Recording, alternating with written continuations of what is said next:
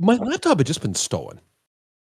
Had I emphasized Okay. that enough last year? I don't know. I'm not trying to I don't think you did. And also, it's is it fair to say it wasn't just that your laptop got stolen, it's that your laptops got stolen?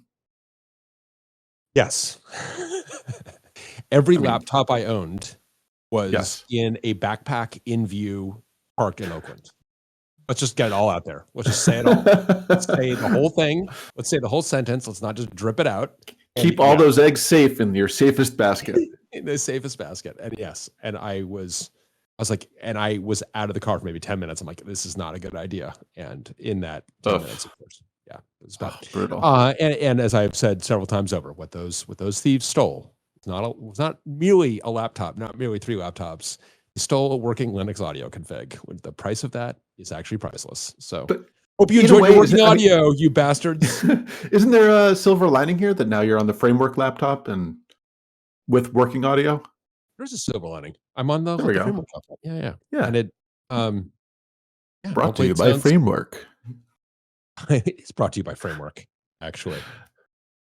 You know, actually, Adam, I am reading the birthday gift you got. I Oh, nice. recently had a big milestone, turned the Mhm. big 50, which is very exciting. And you got me the book High Noon, which is Yes. very, very, very generous of you. Well, And you're putting it generously in that I got myself the book High Noon, used, read it, oh, did you? and then gave it to you. Yes. You know, I I didn't tell you thought that? that you know, here I had thought that copy, which is from a library, by the way. Yes. I Um, didn't steal it, if that's the next question. You're not an accessory to if anything. you did, it's from, I mean, it's from Hicksville, New York, which Yeah. I had assumed, I mean, sounds like it's a Simpsons reference, but it's not. And the book feels unread. So it's good to know that you've actually I'm not Turns out. accusing you. I'm not I'm not accusing you of because I don't think this is on Audible, so I think you would have had to have actually read it. I think it's good. I like it. I think it's good. Oh yeah, no, I enjoyed it. I think we talked about it in one of the Books in the Box episodes, so I'm glad you're getting to it. Yeah, But yeah, I I'm think it's getting to it. pretty good. It is pretty good. It's pretty good, and it's there are a lot of it's a cultural ancestor of Oxide. But there's a moment there when McNeely is like, yeah, we're not very hierarchical, and so if the engineers think something is a bad idea, they're just going to tell you, and they're not going to do it. They're going to tell you it's a bad idea, which was uh, very much like, hey, at Oxide, if your audio sucks, like you're going to be told it doesn't matter what the reporting structure is. So Steve, meet Mike Caffarella. Nice to Mike, meet you. meet Steve, who is masquerading here as one Lyndon Baines Johnson, Master of the Senate. Yeah, I'd like to apologize for my icon and name, which were, created 4 years ago in some kind of COVID video gaming fever dream, and I have not logged in since. But I'm happy to be here tonight. I just think that is great where there is somewhere in this planet, there is some kid who's like seeing a photo of LBJ for the first time. He's like, that's the guy that like kicked my ass in Fortnite. Like that's, well, Mike, it is really great to have you here. And of course you know Adam from over the years. If nothing else from my wedding, we were all at my wedding together. Yeah, that's right. Adam's been a long time, but it's good to hear from you guys. Yeah, it's been a minute. I think it has been the 20 years that Brian's been married since I've seen you in the flesh, but good to speak with you. You too. It has been a really long time, and this has given me a lot of time. Part of the reason, Mike, I'm really glad that you in particular can join us because, you and I have known one another since we were our kids' ages. Isn't that amazing? Oh my goodness! And it's not to make us feel, actually. Yeah. It is definitely shocking. I mean, Yeah. I'm Brian, you not look going to exactly the same. My kids don't see it that way. My kids really have got some opinions on my my aging, but I think we're aging, or as a group, we're aging pretty well. But we have known one another since we were 18 years old, and so our lives have crisscrossed many times over. We share an alma mater. We went to school together. And Adam, I'm not sure if you knew this, but so after we graduated, Mike went to work for one of the hottest companies in Silicon Valley, Marimba, the early Java company, which Nice. features in High Noon. And Oh, right. and Mike, and I think this is right, it is when you were going to grad school, you worked at Marimba and then Tell Me, and then you were going to head back to grad school. You went to the University of Washington to get your PhD. And it is, I believe it is when you departed that you entrusted me with what has become the one of the most important things for which I'm a steward, namely the bottle of Marimba IPO wine.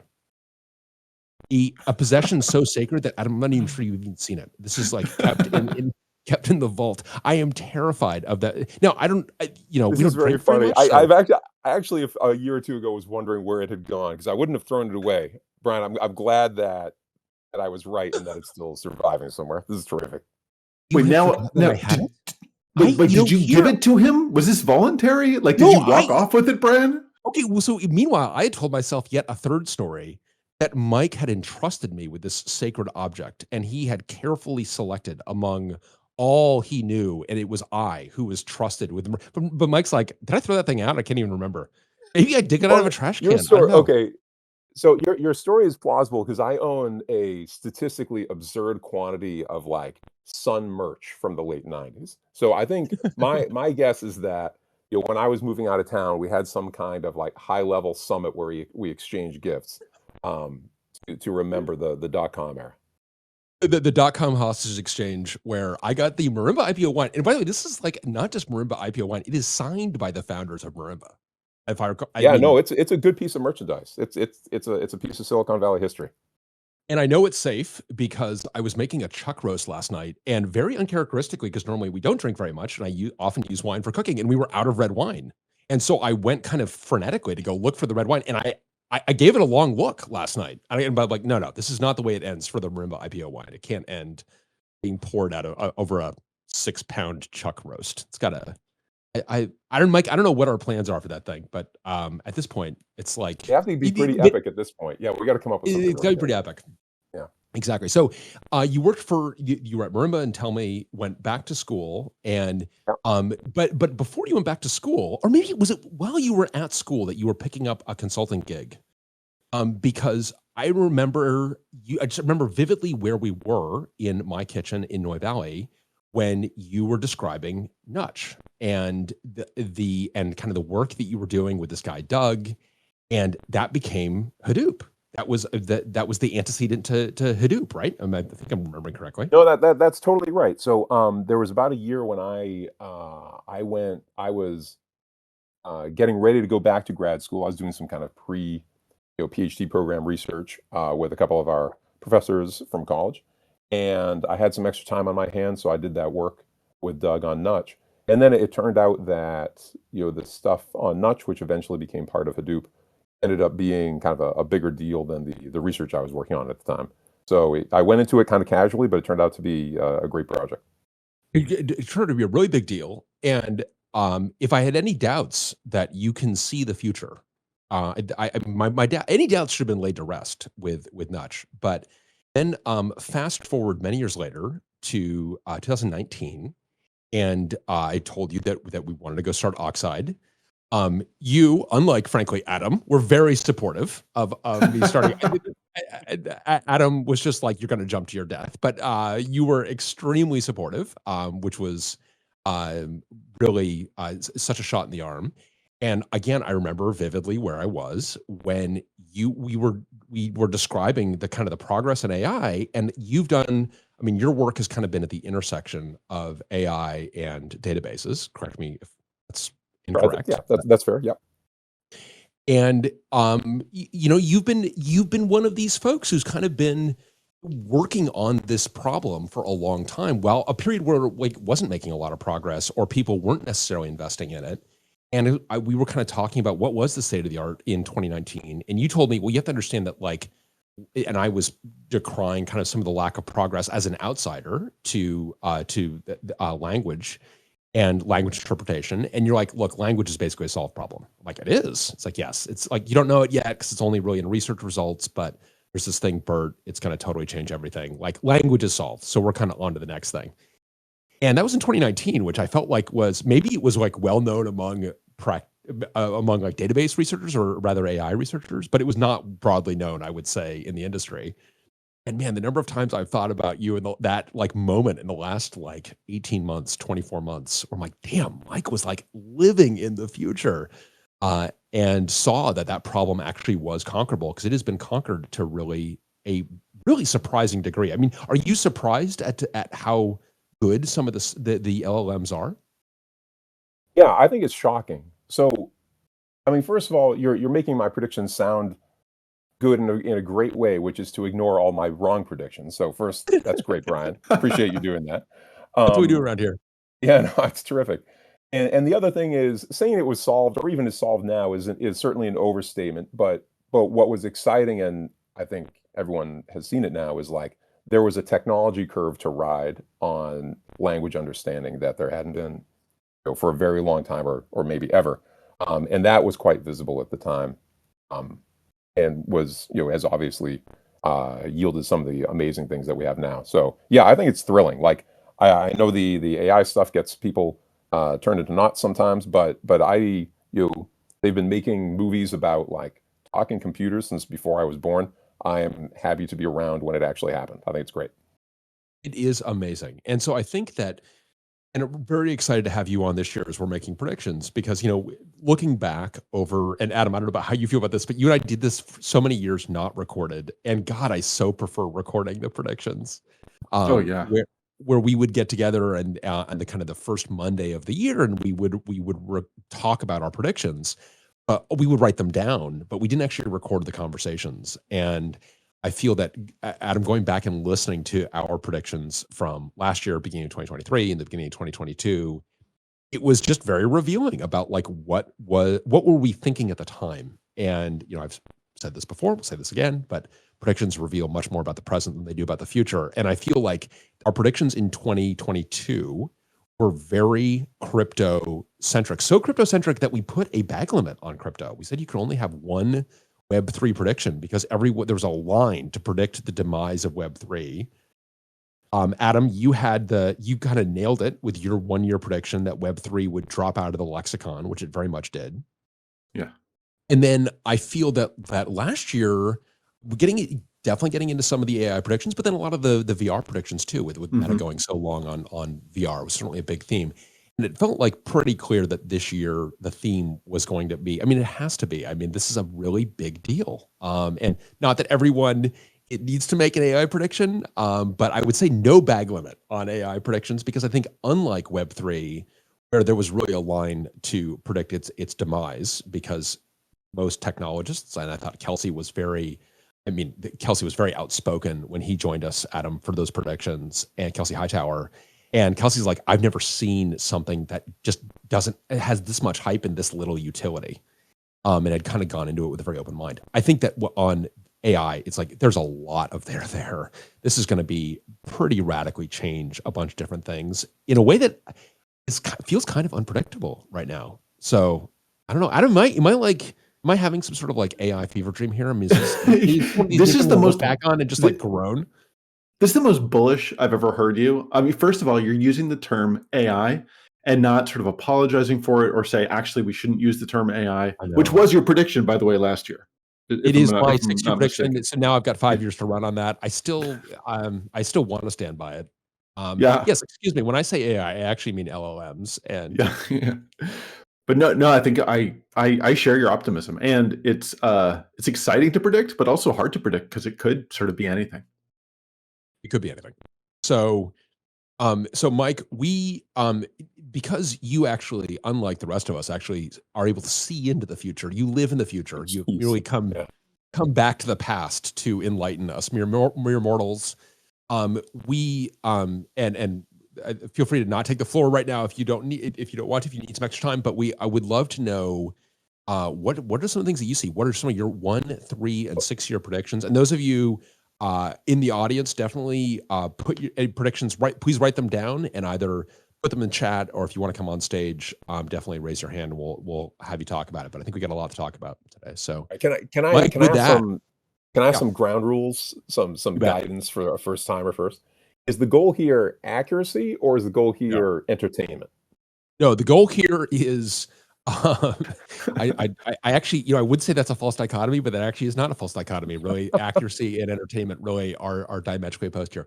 No, much more. I would say this was kind of famously, was it 2 years ago, Adam, that we had Stephen O'Grady on, and I gave Stephen O'Grady, consultant Red Monk, who I gave a very hard time about grading his predictions on accuracy, and like accurate predictions that are not very interesting because part of a prediction that makes it interesting is getting a bit over your skis. So I think we want to be entertaining and thought provoking. I think the stuff that's plausible is the stuff that is kind of outlandish but plausible, and certainly the stuff that's outlandish and happens to be correct is the stuff that's really interesting. And actually, we do actually. I mean, let me put it another way, Mike. Like, if we look back 6 years, in 2030, in the distant future, when we look back and you make some 6-year prediction that like we all are enslaved to an AI overlord, it's like if that happens, you're going to look like a genius.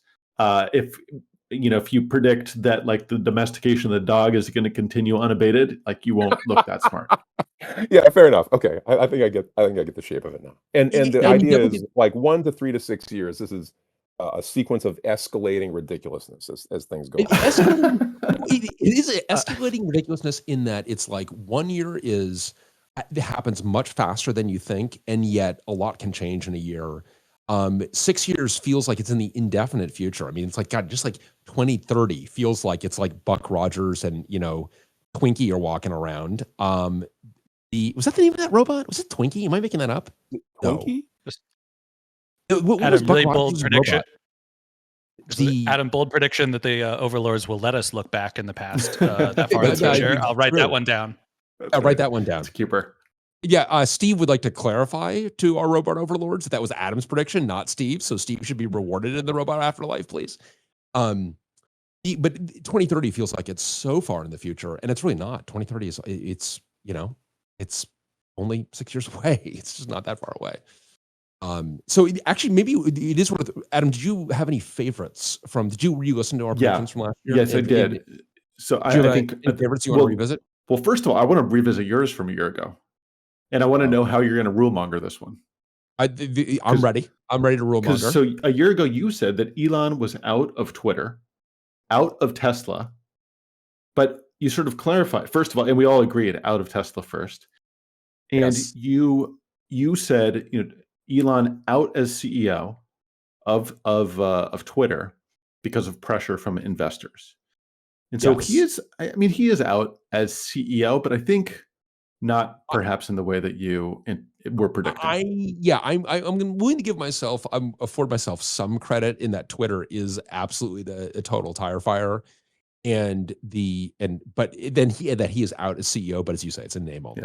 I think I'm happy to take zero or very little credit for that. How do you, so in that spirit where I have been so generous and how do you feel about your prediction that we're all in unions and that we're all in the software engineers local 701? A couple of weeks ago, you were, I think, or maybe a week ago, you were very generous. You were saying, "Oh yeah, I think that was fairly accurate," because there was some news recently about Google negotiating with unions and being forced to. I'm going to take maybe 5% credit. So my prediction was that 2023 was the year of the tech union. I don't think that really happened. I mean, it was the year of the National Labor Relations Board investigation into big tech, though, to a certain degree. Yeah, I mean, like 8 of those. Sure, you can give yourself some more credit. Maybe better than 5%. I mean, I'm not passing, but at least they showed up. So I think that we are also 2 years into Laura Abbott's prediction 2 years ago that we'd see RISC-V in the data center, and I think that one could still I think it could surprise us. Yeah. I think we could see. Then I also liked Ben Stoltz's prediction from last year. I think it was a 6-year prediction that we are all going to need to be therapists. We're going to have therapists with the AI because the AIs are going to become depressed. They're going to do human jobs, but they're also going to become blue and lose their sense of purpose.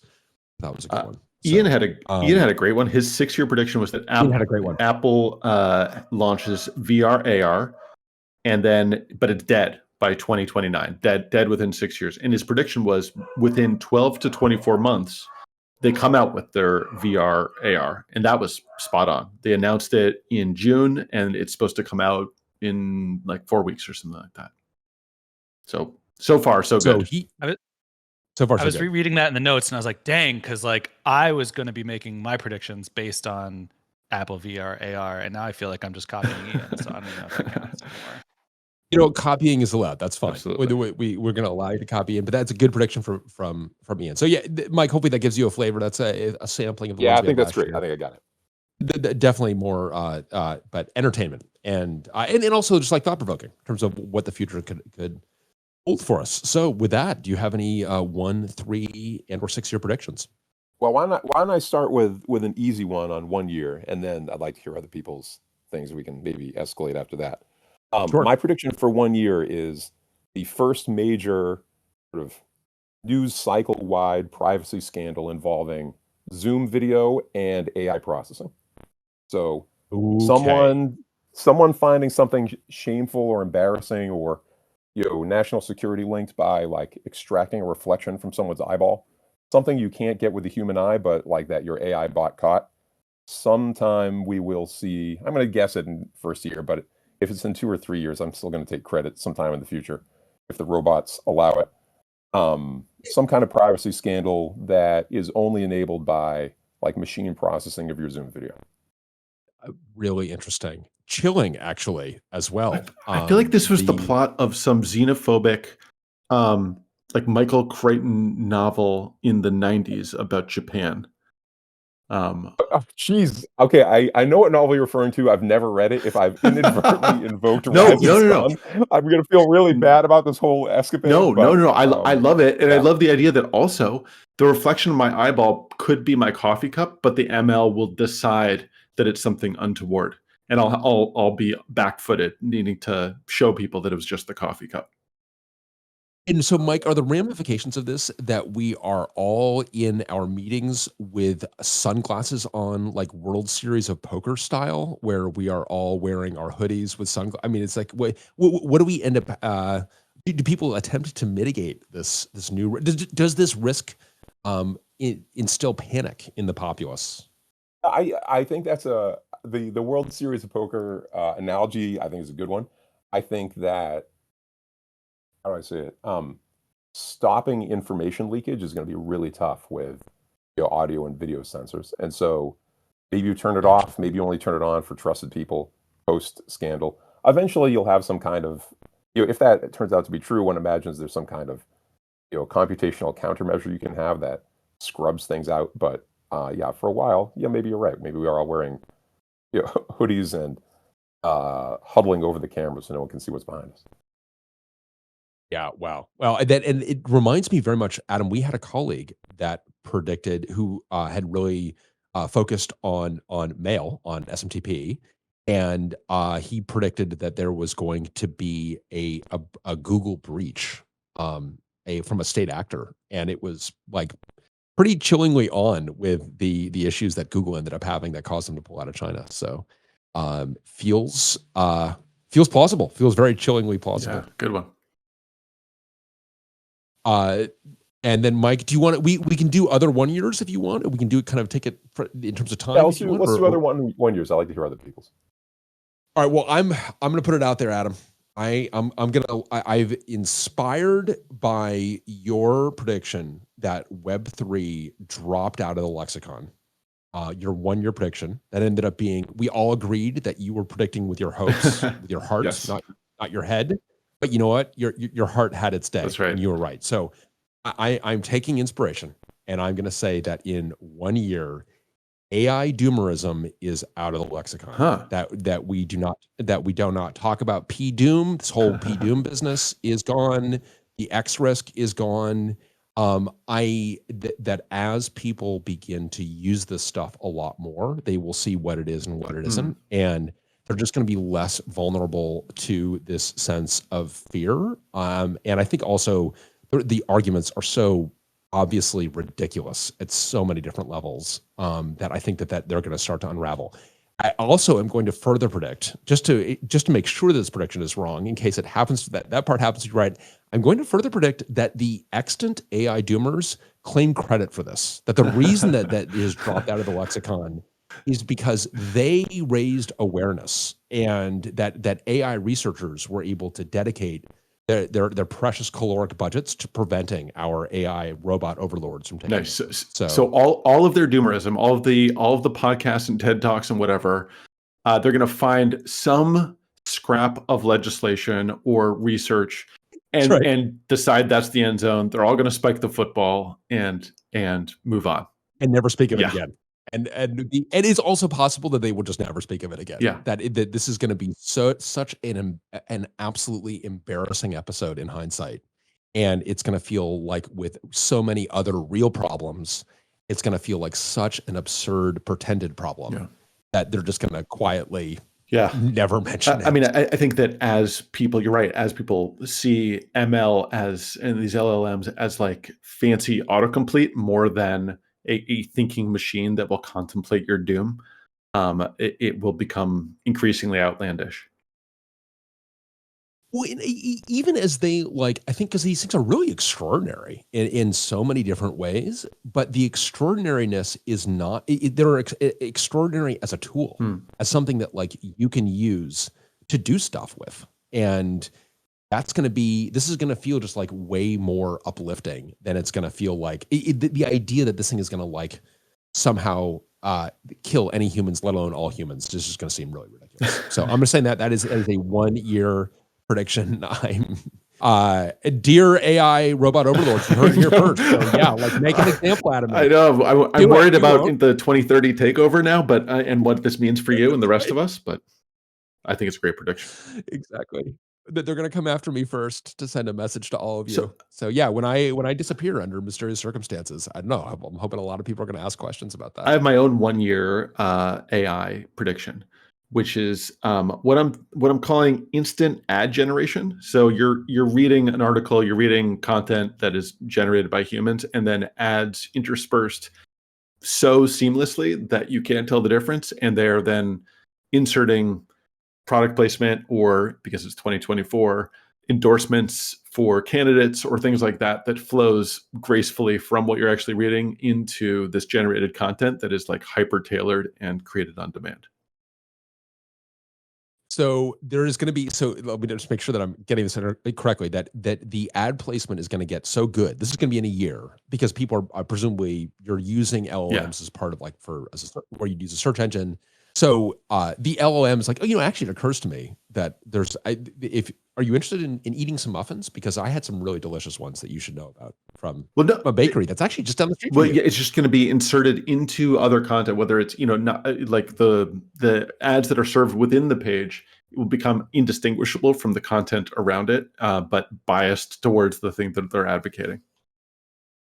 Adam, is this only for new content, or if I'm reading Moby Dick on my Kindle, do all of a sudden the characters go out and they buy some great USB-C cables? I think not Moby Dick, but when you pull up the New York Times article from the day you were born, that the ad served in there will hype up that USB-C cable, but flowing with the content of the story. Ronald Reagan endorses this USB cable. This is a future I can get behind. Well, so this is also interesting in that because I have got what I've got currently as well. So here's actually, no, I have this as a 1 year. That what I call steganographic optimization becomes a thing where people, and Mike, I don't know, are people actively looking at hiding messages in content such that, I know that such a thing does exist, but where search engine optimization becomes this kind of optimization to actually hide things in content to fool these LLMs into actually advocating these things, even though they wouldn't otherwise. That's kind of interesting. You mean, are people trying to formulate content that finds its way into synthesized answers in a particular way, that's right, the deep neural version of search engine optimization? That's right. Where on some of these, where you have, I know that there's been a lot of jailbreaking with prompts where you just do a UU encoded string of something horrific, And it won't actually, if you ask it to do something horrific, it will refuse. But if you give the UU encoded string of your horrific request, it's like, oh yeah, sure, yeah, I'll do that, no problem. Here you go. Here's how to make napalm or whatever it is. So it feels like that's going to become a thing that's exploitable.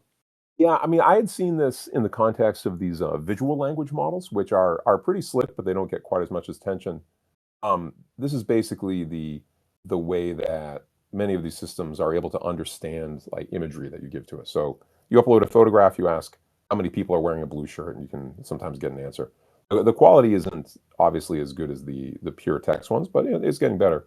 I've seen a few of these jailbreak things where like you make an illicit request as an utterance in a thought balloon by someone in an image. And there's something about like the way that the system is distinguishing, the kind of the speech act of the prompt versus the content of it, that by putting in the image, it's been able to confuse systems in the past. I don't view this as like a long-term problem, but you've seen it in a few examples in that area. Yeah, interesting. Steve, do you have a 1 year? Yeah, I do have a 1 year. I actually have all three, although I'm fine tuning my 6 because it's a spicy one. My 1 year prediction is that Apple VR will do well, but not take over the world. I'm not 100% sure how to quantify that exactly. I think it will like not obviously fail. I think it'll set them up to make a revision 2. Let's put it that way. Like it will do well enough that at some point after a year, they'll end up doing a second revision. It's not a Newton, but it's not an iPhone. Yes, exactly. Right. Yeah, and I feel like I was engaged recently in some debate about the iPhone, the iPhone really did not have a lot of excitement around it. Like that's not true. You're like, I don't think. You're like, I've been hearing from Adam for like 3 years about it, right? Listen, I was in that conversation, and I think that you are coloring the conversation. This was during. It wasn't with me. This was during a water cooler meeting, and we were talking about this stuff earlier this week. And somebody else at Oxide had said there was not a whole lot of. They said specifically, I think it was like the iPhone was more niche on launch than it eventually became. Was like more of the spirit of the claim, like. It obviously sold out. People waited for it forever, but it was a very expensive phone and there weren't that many of them. Like it took a while for everyone to have iPhones and like people were a little like skeptical and stuff, but like that doesn't mean nobody cared or there wasn't a ton of attention. It was like it couldn't do a whole ton and it was a lot of money, but you also weren't wrong in that like people were switching to AT&T to get the iPhone. Like it was obviously a big thing too. People, including Adam, I think, right? Adam, you were a very early adopter. Yeah, I mean, I think part of your thinking is colored by how insufferable I was, how hyped I was for the iPhone, and then like I got it. No, that is what I'm thinking. Yeah, I know.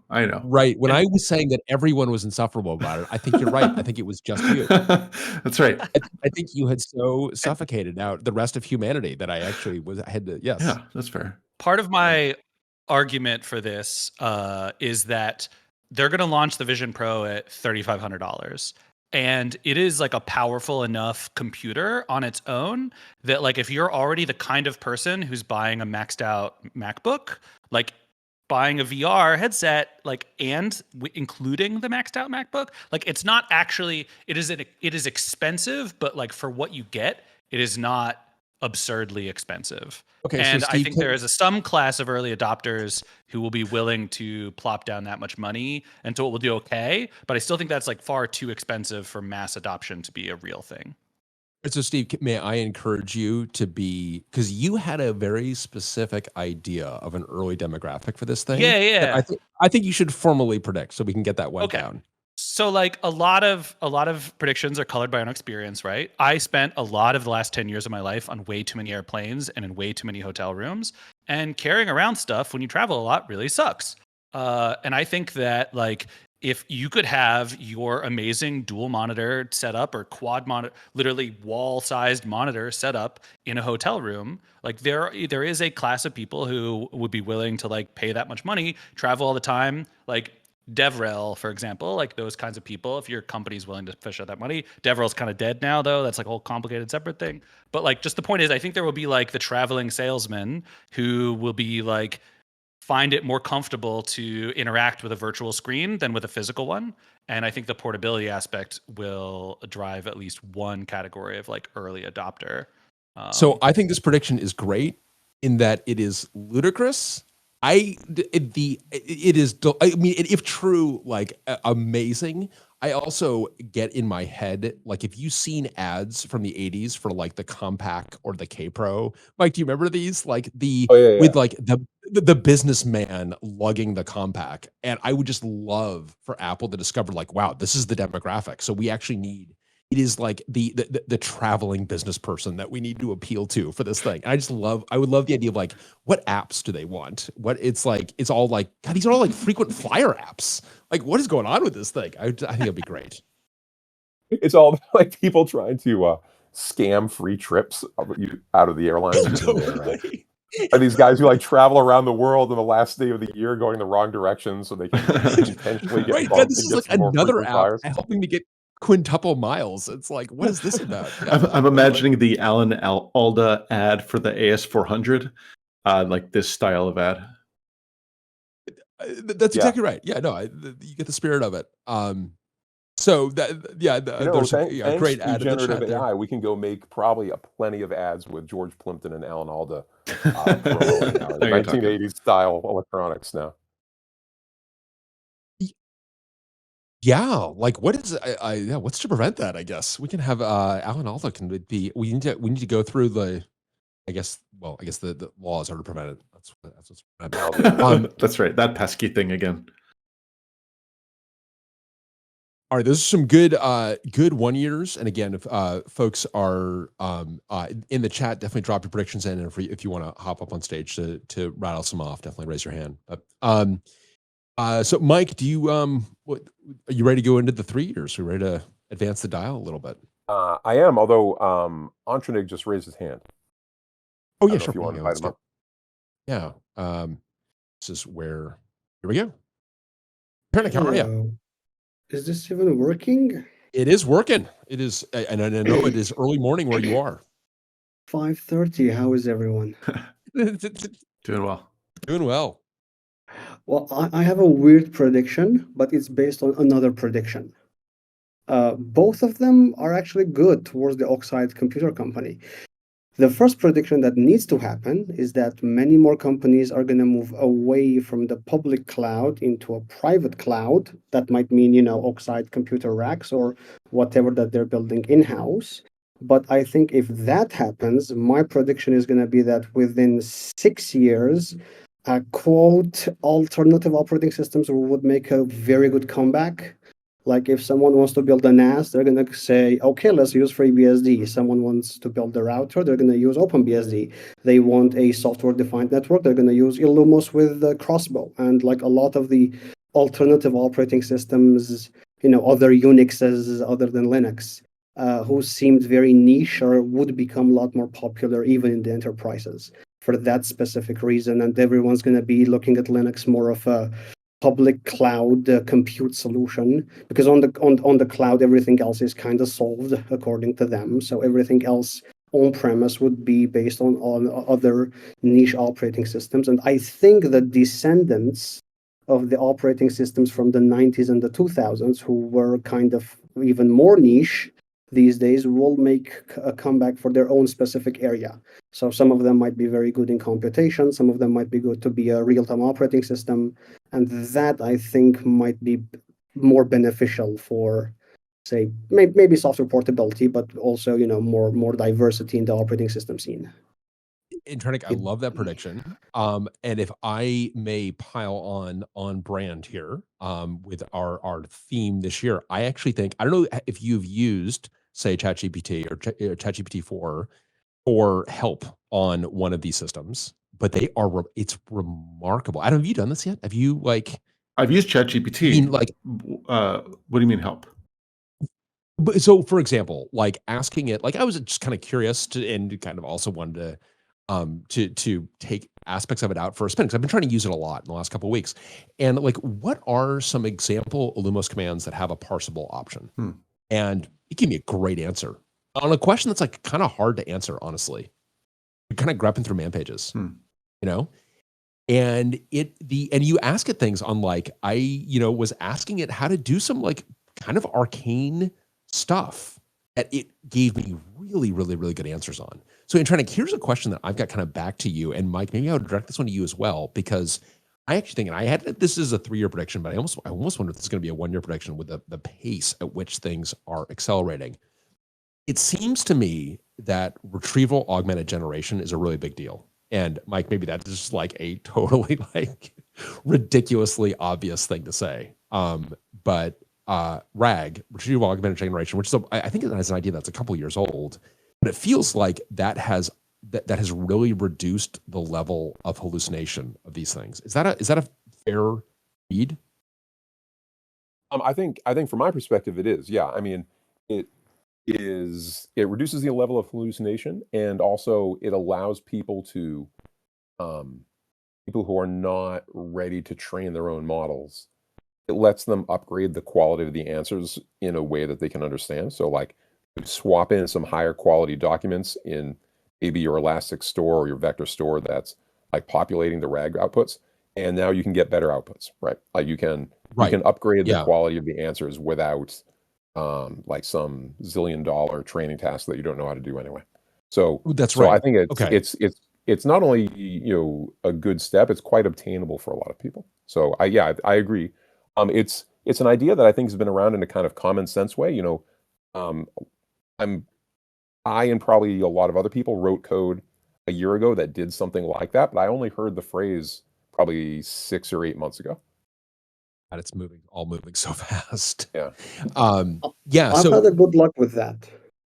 Well, and so in training, this is why it kind of dovetails in with your prediction, because I think that when you've got these systems that have got good canonical documentation, you're giving something like really authoritative that can actually, I think that you can use either with RAG or fine tuning. I mean, I think Mike, to kind of your point about like giving it some really good content for these models, and it feels. I mean, I was kind of blown away, honestly, about the quality of answers I was getting. Like way better. I mean, it's better than Stack Overflow forever. Is someone going to predict the death of Stack Overflow? By the way, can someone do that? Like when do we? That would have been a great prediction. Yeah, I regret not having that down. Actually, like it's so much better. There was a blog post about this like a couple weeks ago. Yeah. There was a blog post saying like, well, everyone's basically the demise of Stack Overflow has been greatly exaggerated. I'm like, that's just because people are not like actually using ChatGPT side by side with Stack Overflow. I mean, Stack Overflow is so bad. Sorry, Stack Overflow. I had the exact same scenario yesterday when I was like debugging the Linux compatibility layer code with dtrace on the Linux app, and everything I searched for gave me like, no, you absolutely have a permission issue. Every Stack Overflow article was like, of course it's a permission issue. And then I decided to give the socket documentation, the Unix socket documentation to GPT-4 and gave it the dtrace output. And it's like, oh, it's an abstract socket. It starts with a 0. It's like it's an abstract socket. I'm like, oh my God, how did I even miss that? Wow, that's great. And that blew my mind. Because like, I obviously, if I read the document properly, I would have found it myself probably as well if I was also reading the output of dtrace properly. But for a machine, and again, GPT 3.5 was not able to do that. I don't know what do they do behind the scenes, but like GPT-4 is really on another level on that regard, indeed. So it really is on another level, and I would say that. And actually, my eyes were open to that actually here on Oxide and Friends, Adam, when we were I had put up, I can't even remember what it was, a PR for something. And someone in the chat posted what ChatGPT-4 would do as a code review for my PR that I just created like that day.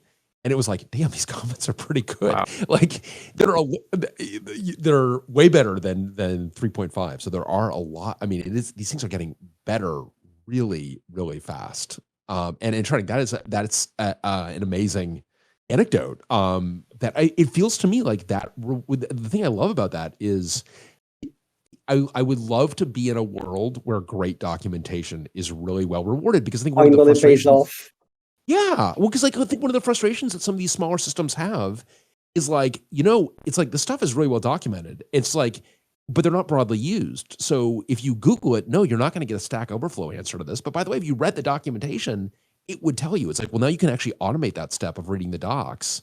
And so it's like that's a pretty interesting rule. So on that note, actually, Steve, I don't know if you've thought about this. I have thought about this, and I have tons of people who have said this to me. And yes, I'm very sad about the docs half of me will be automated out of a job before the programmer. No. No one wants to read. No one wants to read the fucking docs. No, the machine does. The robot does. It's here. Okay, literally. Okay, I invested years of my life into writing a book. 560 pages for the first thing. You know where people statistically drop off reading the book? Chapter 4. It's like 45 pages in. All those other pages. You know who read that book all the way to the end? I know you did. Oh, damn it. I thought you were going to say you. But yeah, that's just like a thing. I dropped off at chapter 2, I think. No, of course. I know. Obviously your superlative book was, but I think that like the fact that you've got something that can be consumed. I mean, I think it's kind of interesting and surprising a little bit that we've been saying. I agree, Steve, that you've been like, oh, this is like no one's going to write documentation anymore because the bots can just figure it out. It's like, well, actually, it's the documentation that allows them to figure it out, and the systems that are really well documented are ones that actually it's able to be very helpful with, and the ones that are not documented at all, like you're back in the kind of the mess. So the other thing I wonder, Steve, as long as we're on this hot topic, is the other thing I have found is that like its Rust is really good and it's really well commented. Getting into my 3-year prediction, actually. So, yeah, go for your 3-year prediction. We're ready for 3 years. So what's your 3-year prediction? All right. So my 3-year prediction is kind of a counter prediction to Elon, which I will paste into the chat. Elon tweeted yesterday, done right, a compiler should be able to figure out types automatically. It's not that hard. Not that it will matter much in the AI future. And I have many feelings about this post. Jesus Christ. Are you sure this wasn't generated to troll you? Yeah. Yeah, I know. This is not going to be the CEO of Tesla or Twitter for very long, according to my 1-year prediction from a year ago. So yeah, exactly. But like, I do think my 3-year was going to be basically like, I don't think that AI will kill type inference, but that's a little too glib, I think, obviously. But just like, I do think that more people will use AI, but I don't think it's going to have impacts on programming language development yet. I think that we're a little far out from that actually happening, which is kind of like related to what you're saying, which is basically like strongly typed languages are like really good for computers to figure out stuff. And so therefore strongly typed languages are going to be good for AI. And therefore we're going to see more and more and more movement towards strongly typed languages is like what I get, is what I think that you're going for there. That's what because I think you've heard me say this, that I have felt that Rust shifts the cognitive load from when a system is running to when you're developing a system. And that's what makes it challenging, is that you are now having to solve a bunch of problems that you didn't have to think about because you could just kind of like deploy the code with this sign extension bug or this memory safety bug. And it was some other poor sap that had to deal with this thing in production that would have to deal with it. And Rust kind of forces you to deal with that up front. And I think that's great. But it creates this big gap for people and this kind of steep learning curve that you have done a terrific amount to make that learning curve less steep. And I think that the LLMs are going to do terrifically well at these kinds of languages that are not sloppy in production, that are super rigorous, and they're putting that rigor up front. And I think you're going to see, I'd go even further, that you're going to see not just, is it going to be great for Rust, but you're going to see a renaissance of languages like F-star and some of these like much more esoteric formal languages, because the LLM can actually help you out a lot. I think it's maybe, I would say I agree with you, but maybe it's more subtle. And I'm just thinking this now, so it might be totally wrong. But like the danger is that the LLM tells you something that's incorrect, right? So I'll pick on Ruby because I love it. An LLM could give me an answer about Ruby, and like, I don't know if that works or not. But like the Rust compiler, if it invents something from whole cloth, is going to immediately slap me on the hands and be like, that's not real.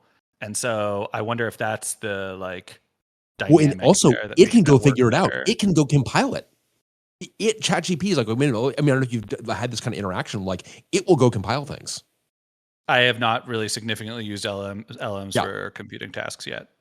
To be honest. By the way, on the languages side, speaking of which, Professor Wirth has passed away on January 1st. May rest his soul. My friends had interest in Wirthian languages. I mean, they've all heard of Pascal, but that's pretty much it. And they started discovering like Modula 2 and Oberon, which is like, unlike the C language families, it doesn't have like these brackets, and it all has like this begin and end. And obviously GPT had no idea about the language, but turns out the whole language report of the Oberon programming language is 16 pages. So we just fed it the language report PDF. Turns out you can upload a PDF. I had no idea about that either. And seconds later, oh, there you go. Now GPT-4 knows a whole new programming language because it read the EBNF description of the language, and like that was also very impressive. So now we are debugging our Oberon compiler issues with ChatGPT for the first time.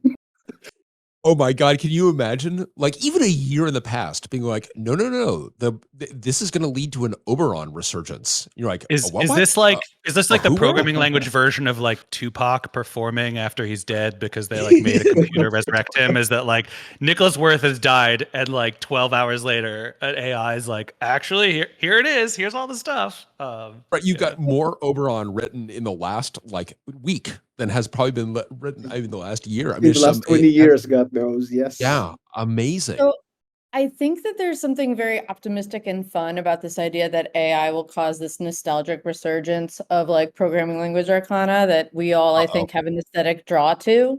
But I think what might be really interesting about AI is like, I don't know why AI wouldn't optimize tools for itself.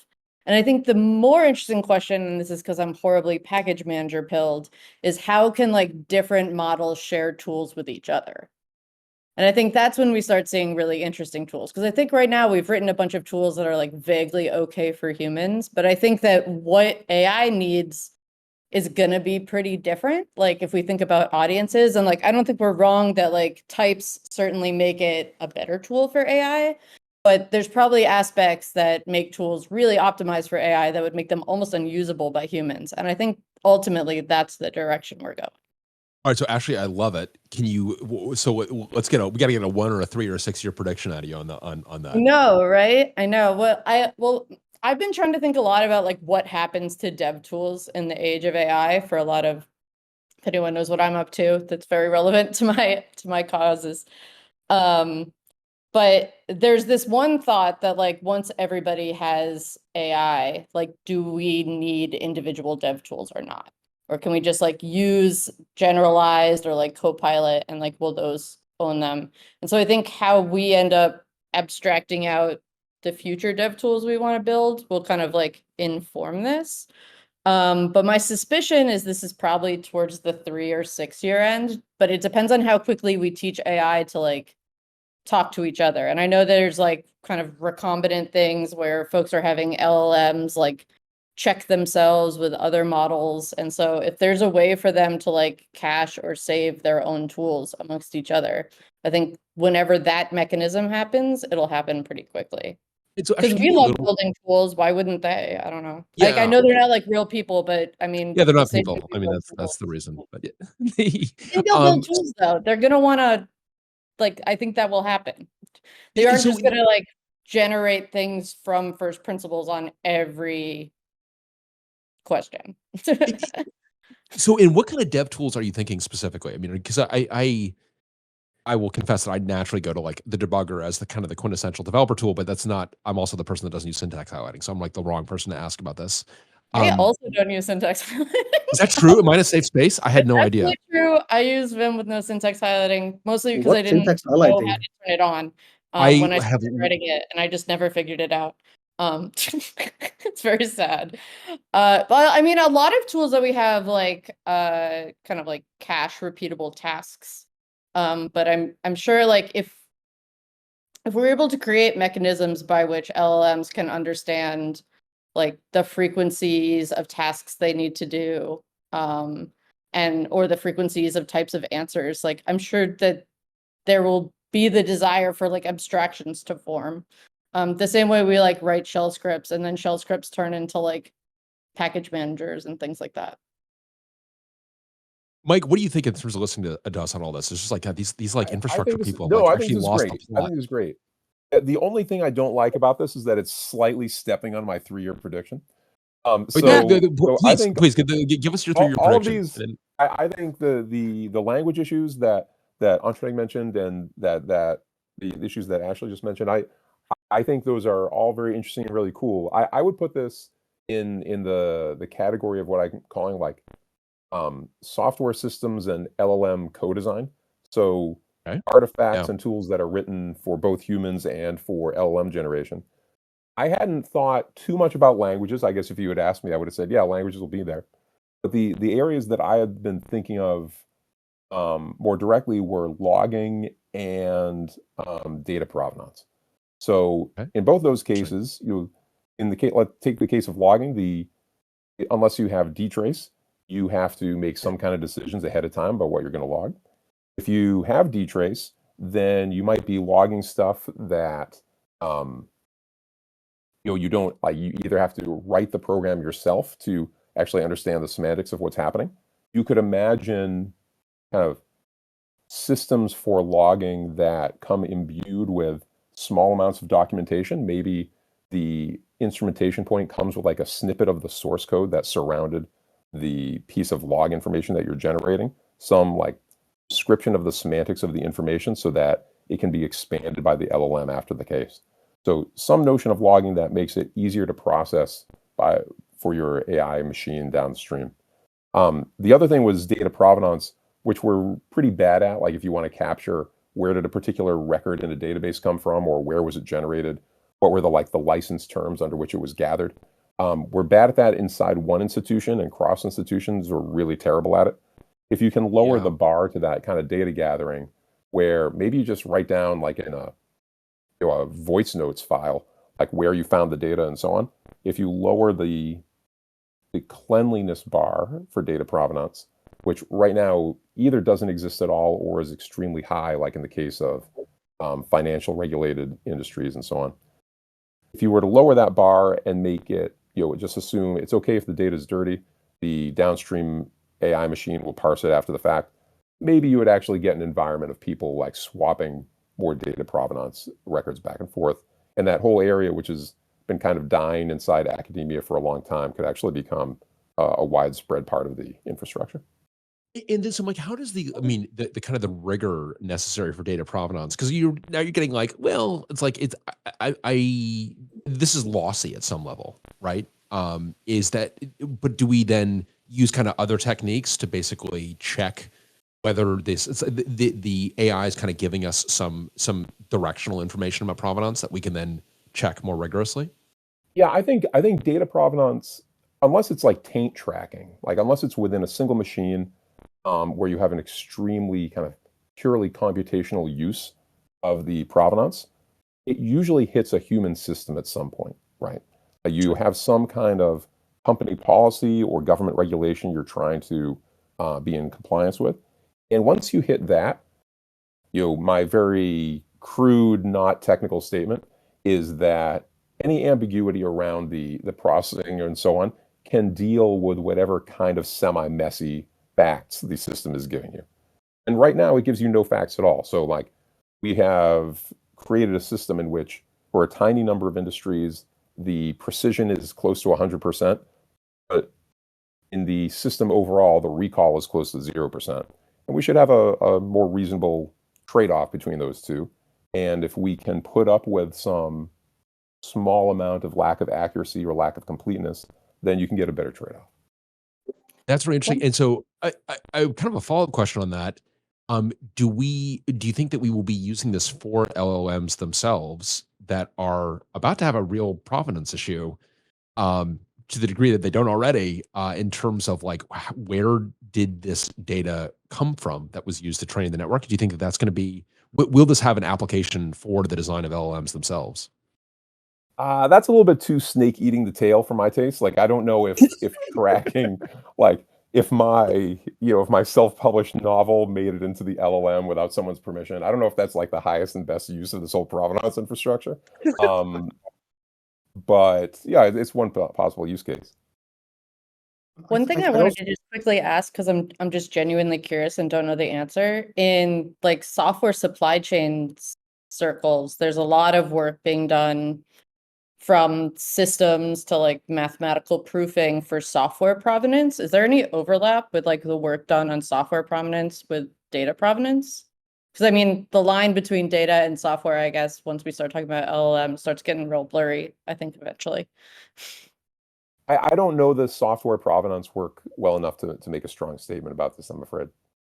Fair enough. Well, maybe my prediction is those two things will collide. Yeah, well, yeah, there you go. Send me some links. I'd love to learn more about it. Yeah, totally. And then, so Ashley, we've got you down for was it a 3-year prediction that dev tools will be revolutionized by LLMs? It sounds like is that a fair highest level synopsis? I wouldn't say dev tools will be revolutionized by LLMs because I think. So I really believe in tools are really important and driven by their audience. And I think that LLMs will have their own tools. Like, I don't think that LLMs are going to like go pick up Modula and like run with it, like in like the perfect world.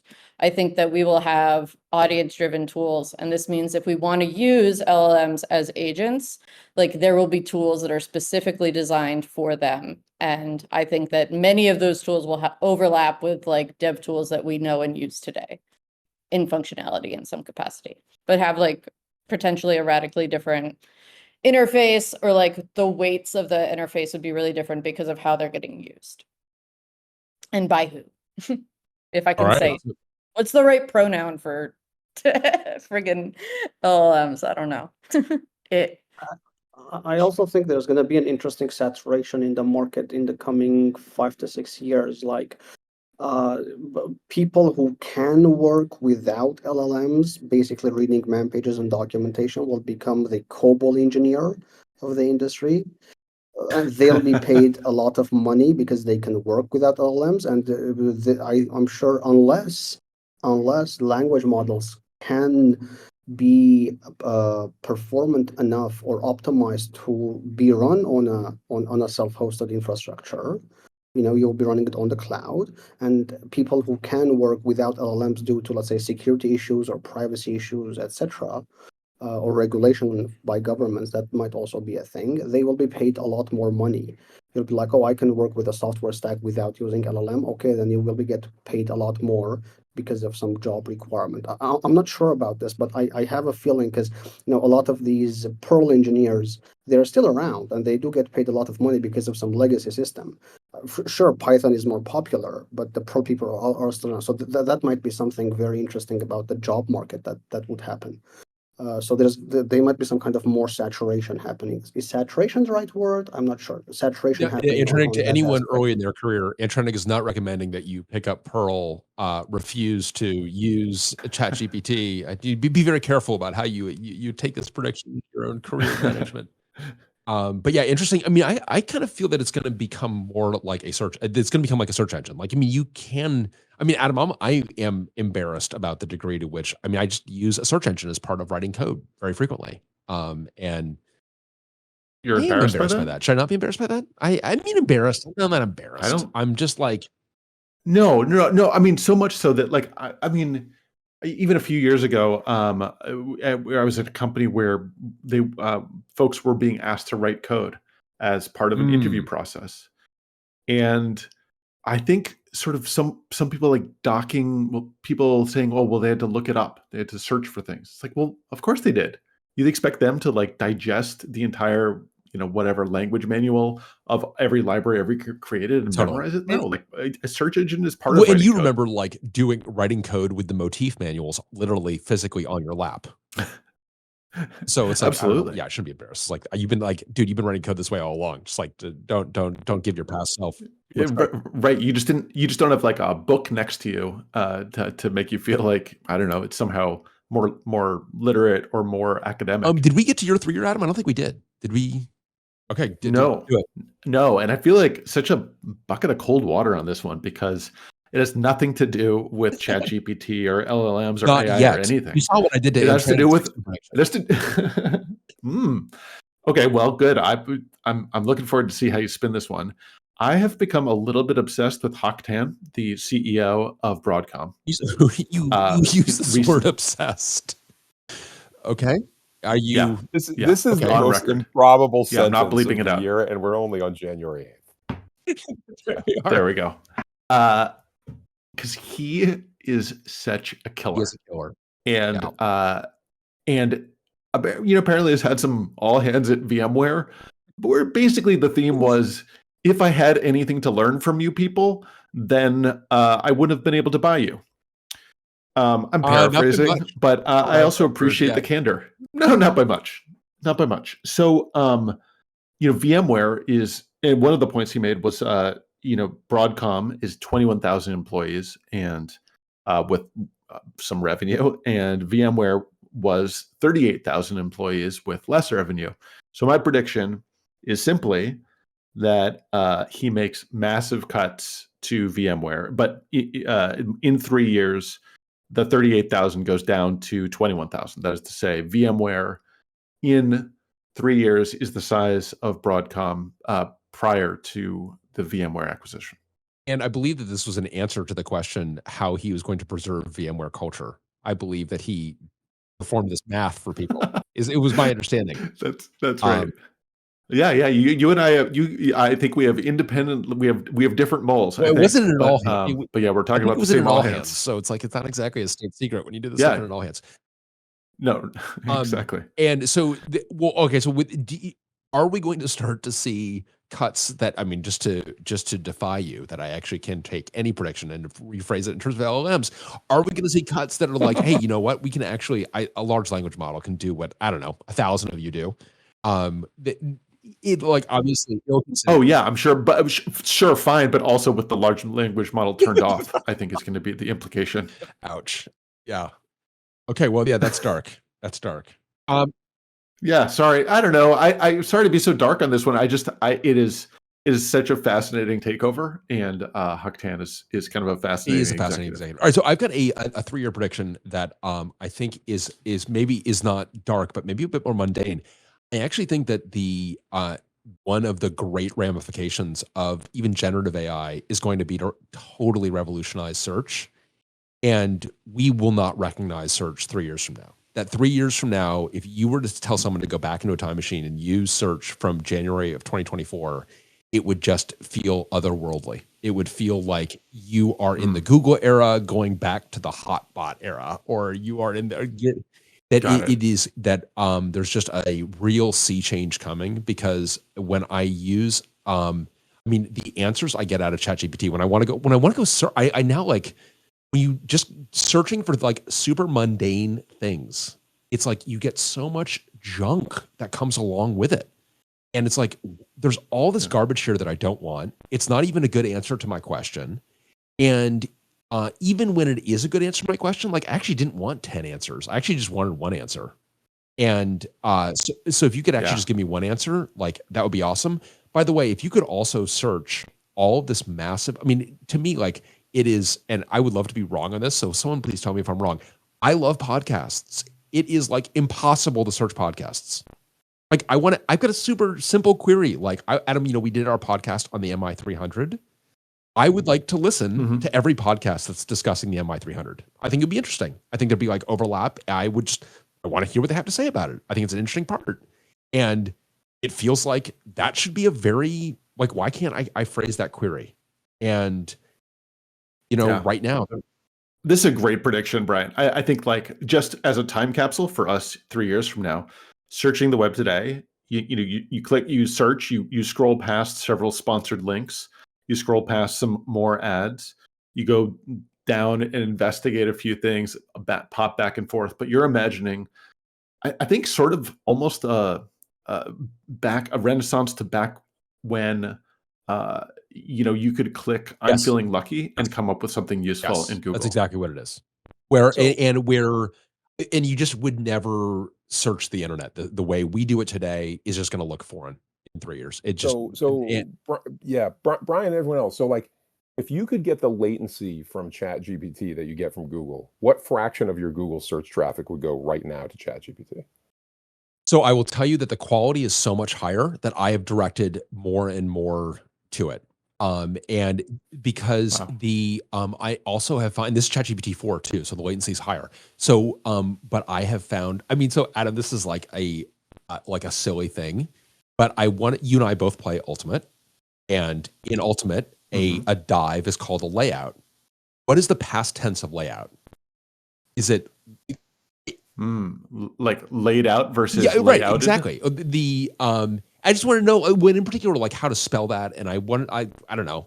And that's the kind of question that now I just like actually ask ChatGPT. ChatGPT gave me a great answer.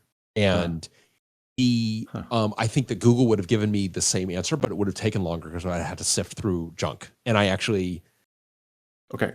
So parlay on this though, Brian. So are you willing to pay for that? And yes. Or are you willing to scroll through ads? So I am paying for it, and we're like the $20 a month for ChatGPT 4. I am paying, and I think it's worth it.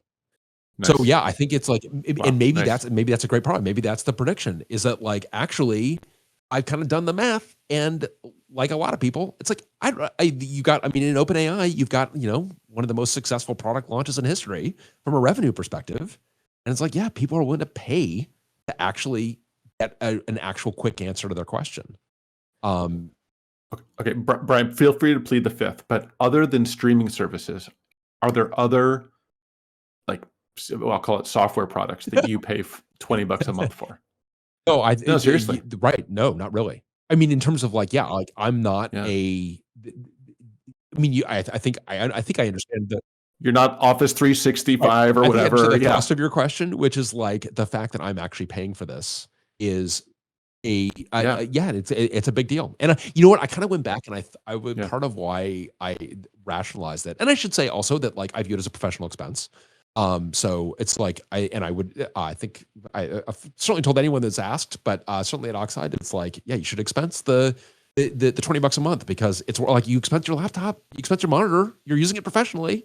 It's like, for sure, you should do that. And it is definitely, it's worth it. And I think that, I go back and think about how much software used to cost. And I read a great piece on someone retelling working at Walden Software. I worked at Walden Software back in the day. This is a mall software store.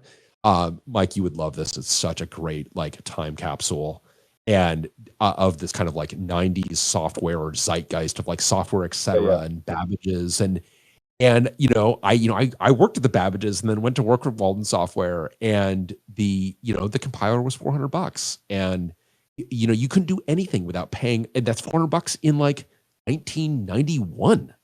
That's a lot of money today, and I am willing to pay for things that I think really change, and I think it's changed my quality of life. So yeah, I'm willing to pay for it, Adam, and maybe that is the parlay, is that people are going to be willing to pay for it, and maybe our kind of social contract with search is going to change. If not, interesting. I think that's super interesting and good, but I may have to go, and I want to give my spicy 6-year presentation. You have the spicy 6-year. Yeah. Okay, it's kind of a two-parter. The first one is that C++ will be considered a legacy programming language, and that C will see a small resurgence, but will still not return to its older glory days. This is based on the fact that the challenge that's coming to the C++ community and the C community both from the US government and the EU, in the spirit of being bold about predictions and things I may not fully agree with, I think that the committee is not raising to the challenge, and I think that it's going to go very badly for them. And I hope that's not necessarily exactly the truth, but it appears to be the truth in everything I've seen so far, and I don't see any indication that the train is turning around anytime soon. So that's my big. Those do not feel spicy to me. Those feel like that I was braced for much spicier. So I feel like it's a little that's a big deal. That's a very big change. So it's a big deal, and we're definitely inside the echo chamber here. But I have a blog post I'm working on. But when the U.S. government literally says we are going to make the Department of Defense come up with a plan for transitioning away from memory safety languages, and they asked the public for comments. There were like 180 organizations that responded, and all of them were either, yes, this is good and we need to do it now. Yes, this is good, but we should be really careful about allowing legacy things to continue. And then the one single, no, you're wrong, this is totally fine and everything is great, came from the C++, or part of the C++ committee. And so yeah, like, and not particularly compelling. And also like well. pretty poorly written and all those other things. And so like it's not that I necessarily like I just don't see the way in which they're responding to this complete crisis is just not adequate to me. And I think that they're gonna get run over by legislation. And I'm going to go ahead, just again, be very on brand. I think LLMs are going to be viewed as an accelerant in that regard. I think that, I think that I know, Adam, you're back. Do you remember when you said I was being insufferable about the iPhone launch? Do you remember that? Do you remember, like, I feel like that was very recently we talked about that. Like, do you hear yourself right now? Okay, but hear me out. Because I think that part of what I think that LLMs are, because I also use it to debug. I had a problem that I was trying to debug, and you went kind of back and forth with ChatGPT to debug it, and it was interesting. Ultimately, it did not really help me debug it, but it gave me some things to get. It was thought provoking, and I think that they are going to remain bad at debugging memory safety issues. Like, I think it's that, and I'll go ahead. I would even. Just to be clear, everyone's bad at it. Yeah, and everyone's bad at it, and I think it's such emergent behavior that I think you're going to be really hard pressed to. I almost want to make this like a 6-year prediction that you will not be able to upload a core dump to ChatGPT and to have it reasonably. I mean, obviously there are going to be some core dumps, a core dump that could be quickly analyzed by a human. But I think if you have memory corruption where it's like you've been clearly corrupted by the adjacent buffer and someone who's used this buffer that's like a 12-byte thing that has been plowed, and we've got, Adam, the kinds of things that we have seen that are that long tail of memory safety issues, I don't think it's not very useful on. And it's very interesting because I think the thing they have in common is their divergence, right? Whereas other problems may be kind of more convergent. If you see symptoms of a certain kind, there may be steps that you take that sort of correlate. Whereas the symptoms you see with the kinds of problems that you're describing are literally anything and everything. And I think I don't think they're going to be very much use on debugging those kinds of problems. So it's going to drive you more towards these things like Rust that it can get right out of the chute. So I want to give one story and one prediction. The story is that when we were organizing a CTF last month, end of the year, we one of the challenges was kind of a copy pasta of another already existing challenge with a little bit of difference. And people tried to ask ChatGPT about the challenge and to calculate the end result of what the input was. And it gave them a flag for the CTF.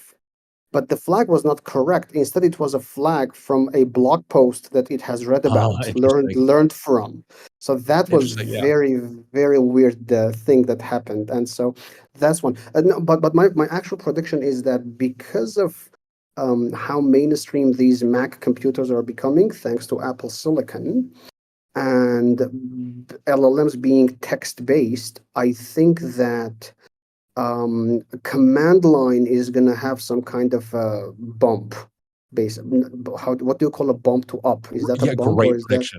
That a push? Because you want to Google, or in this case LLM, how to convert a MP4 to an OGV, and if it's a GUI application, the interface might change 3 times a year. Thank you, Adobe. But otherwise, it can tell you, okay, download FFmpeg. This is the command. You're done. This command hasn't been changed for 20 years. Will stay the same. So I think that might be a very good, surge happening in the next, I think, close to 6 years. People are going to be like, okay, so the command line makes more sense with these text interfaces these days, so rather than the command line resurgence. I don't know if that's going to happen, but I would love it if it does. That's a thrilling prediction for me personally. That would be great. Can I get a text-only mobile phone? Can I get like a smartphone that is like a BT100 smartphone? That would be phenomenal. Mike, do you have some 6 years? I think we got your 3 years. I think we're on to 6. Okay. Right? Okay. So 6-year on the technical side, I don't know if maybe like the text only iPhone, this is hopeful rather than actually predictive. I think like visualization dashboards as a way of integrating different sources of information on mainly data center style or software style systems, but not only that is going to disappear as the primary way of integrating kind of complex signals from complex systems. Instead, like a lot of the stuff we've been doing on, say, causal reasoning or conversational predictive style stuff, which will use LLMs, but it won't be viewed primarily as a chat GPT style application. Like we're finally going to get higher level methods for integrating conflicting evidence from some kind of complex system. The era of like, as many visualizations as your retinas can handle, I hope and think is finally coming to a close. Really interesting. So, and then the emphasis when you're developing these systems will not be in developing these things for the eyeballs, these dashboards for the eyeballs, but getting the data sources into something that can actually reason about them. Yeah. So I think like presidential daily briefing for everything. So, the headline, 2-page document that might include a visualization if you're the kind of president who wants to see one. But makes like decisions about what's important, what is both unusual and amenable to intervention, not just unusual, like outlier detection style stuff. I think the intellectual machinery is finally there to build it, and the dashboards have not been a total success. Like they don't scale well to the kind of surrounding information that you can now get through LLM. So like in principle, I could understand my system better if you gave me like source code to a program I didn't have source code before, or documentation to something I didn't have documentation to before. And yet anything based on visualizations and so on does not get instantly better the moment you put that in my hands. But some other mechanism for reasoning about, maybe causes, maybe this kind of briefing or conversational style interface, those could be improved by those resources. And then finally, the dashboards just leave too much kind of underexploited, too many problems that never get actually diagnosed in time before they disappear. So I'm hoping for some higher level abstraction, something better. Yeah, that's a great prediction. And that's a great prediction. So the death of dashboards too. Yeah. Yeah, it really interesting. I think, Brian, one of the points you've made over the years is how literally we have evolved to be able to see patterns in data, and yet there are lots of patterns that evade our detection or that just aren't well displayed, by the visualization that we happen to choose. So a neat prediction that we move away from that to see if like these automated systems become better at understanding the data than when I also feel that like so much of the trick has been like, what do you visualize and how do you, and like that's been the thing that's hard. And having something also that can assist on that. It's like, actually, I found something I think it's interesting to visualize this, or here's an interesting way. In other words, not the death of total visualization. Mike, maybe that's what you're predicting, but that the where the causal reasoning is actually helping to steer you to something that merits visualization. Yeah, I mean, we'll still have plots, like they aren't going to disappear, but I think the age of like the solution for a lot of diagnosis problems being yet another plot or staring at multiple plots simultaneously to infer something else, the scope of it is going to go way down. We're going to use machines to do more of that work for us. So speaking. Yeah, there was a time when I think the top chess players were humans and computers kind of collaborating. So maybe more in that vein. Turning, I was just going to dovetail into one of your predictions that speaking of plotting, I do think that ChatGPT 4 will lead to a resurgence in GNU plot. It's actually not one of my written down ones, but I would like to say that no one has got any excuse for not actually doing GNU plot for everything, because it's like you can have it. Everyone always complains about how GNU plot's unapproachable, and it's like you can actually just have GPT write it for you. It does a marvelous job. That works great. Works great. I was going to ask if you think that dtrace will become 3D if Apple ported instruments to Vision OS. Well, That's a good prediction. I mean, I think it's so. Yeah, I mean, I think it is interesting because I think that it will be. I think it's going to be a great tool for debugging systems, but I think it's not in the way. I don't think it's going to fully close the loop. I think it's going to be the human's going to be very much in the loop, but we will see. So I've got a couple of 6 years, Adam.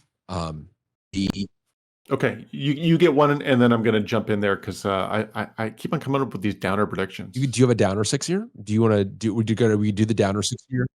No, okay, medium downer. Medium, born from a place of downerism. Born from a place of downerism. All right, so I gotta. We're gonna get weird here on some of these. So this is going to be a ridiculous parlay here, but we record every meeting at Oxide, Adam. And I know this is idiosyncratic, and most companies don't do this, but they should, because it is incredibly powerful to have every meeting recorded. And I think, Brian, I just have to interject because I've been reading this history of Watergate, and I would say that Nixon felt exactly the same way you did. Please continue. Do you know the story? Is this from like Bridgewater? Did you get this idea from that hedge fund? No. Oh God. Ray Dalio in the worst titled book of all time, namely Principles. It's like the word principles does not mean what you think it means. This is like this book should be titled Aphorisms, No, we did that a little bit accidentally, and started. It came a consequence of a couple things. One was we got some very good advice very early on, and I feel I can safely attribute it to Jeff Rothschild, who was founder of Veritas very early at Facebook. And one of the pieces of advice that he gave us is when we had zero hires, when we were really still fundraising. He's like, make sure that every meeting is open to everybody. And I mean, you obviously have personnel meetings that, you've got meetings where that can't be true for absolutely everything, but basically make sure that every meeting is open to everybody, and everybody knows that every meeting is open to everybody, because you will, the fear that people have that decisions are being made without them knowing why, you can actually, you won't allow that fear to grow if you know that all meetings are open to everybody, because then people don't have to go to meetings because they know that they could. And I thought it was a really interesting point. And then when the pandemic happened very early on in Oxide's history, in March 2020, and all the meetings were online. And then we just started hitting the record button. And Google actually, in one of the rare, great integrations across Google properties, God only knows how this happened because it's so out of character for Google. Mike, I don't know if you know this, but when you record a Google Meet, the recording is attached to the calendar invite of the meeting. So you can go back to a meeting. I had no idea. Yeah. So there have been, and Adam, I'm sure you've done this too, because I know I've done this like a lot, or I've been like, oh, that meeting. I remember it was hot, and we were, it was during like the fires. That's what I remember. It's like, okay, that meeting was in like September of 2020. And so I start going through the weeks. I'm like, oh, there it is. And I can go to the recording, and it's remarkable. It has been really, really effective, where you have something that's important in a meeting that you miss. You can go back and listen to the recording, get all the context. So my 6-year prediction is that, and again, this is just outlandish. We can go look back on this and laugh that I could be so ridiculous. But I think if you were to combine that, namely remote work with recording all meetings, with much better information processing, LLM processing of these meetings, you could get total organizational visibility, and you can completely revolutionize, to put it euphemistically, middle management.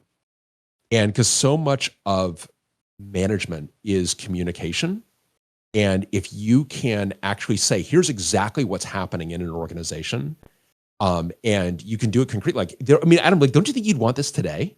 I feel like even at Oxide size, which is way smaller than, we are, whatever, 60 people, 62 people. I feel like it would be super useful to be able to, I feel like something say, hey, by the way, do you know that this same idea is being talked about in 2 different meetings slightly differently, which I'm sure is already happening today. And yet this maybe to Mike's point, you get this sort of daily briefing of or weekly briefing of, these are the meetings that you didn't attend, or these are meetings that you attended and you care about, and you've told me you care about, but also there are similar topics being discussed elsewhere in the company. And you folks should, figure That's it right. out. I mean, like, how often do you have like, oh, hey, how much of the function of like good management is like, oh, you mentioned this thing that's like interesting to you. You should know that like actually Bob has got this idea that's also interesting that Bob was talking about with Alice, and the three of you should get together because you've got some like shared ideas about this. It's like everyone Yeah. kind of always goes to like you should get together and like duke it out. Well, it's actually like, no, you actually, the three of you are actually interested in this problem, but you're taking it from a very different approach and you should work together. So this is, It's a cool idea. I think it's a great prediction. So how do we know if we got there? Like, how do we adjudicate right, how do we this? adjudicate? It was all important. So, I think first of all, I think this one will be easy to adjudicate because I think the likelihood that we look back on this and just laugh hysterically is just awfully high. And I think that it'd be like, I would like to see you adjudicate it. So no, I think that this will be, but I think that there will be companies that are successfully experimenting with this, just like there are companies with remote work that are, and maybe, you know what, I'll go this, and I understand, I see what you're doing here, and that's fine. I'll take it. I'll do it. I'll take the bait. I'll chomp down on this bait. I think that this new management approach has a name. It is like surround management or it's got an organ like holacracy, right? A holacracy got its own name. This has got enough oomph to it that it's got a name, it's got maybe a book on it, it's like the Netflix. Got it. So like in the style of Jack Welch Winning, there is a management book articulating a style of management driven by defined by an absence of management with communication driven through that's right. automation. That's right. And whether you call that an absence of management, but where you get this kind of like Mike, I love the way you described it as the presidential daily brief. It's kind of like every one of the companies getting a presidential daily brief. And I would say these companies are smaller. That the kind of the flip side of it is people are able to work more efficiently and you've got less duplication of effort. And this is just like, we're just kind of in fantasy land, but listen, I think if there are any budding VCs in the audience, they want to like have their new angle where, it's not the minimum viable product anymore. Now we're all about like the holacratic organization. What's the term? Holacracy does exist. No, you want a new term for this, which is going to be a new term. Yeah. Yeah. I think this is, and it's not going, the presidential daily startup, it's going to be hard to implement an existing company, but if you want to start your own presidential daily startup, then like it won't take more than a couple months hacking together some tools. Company's ready to go.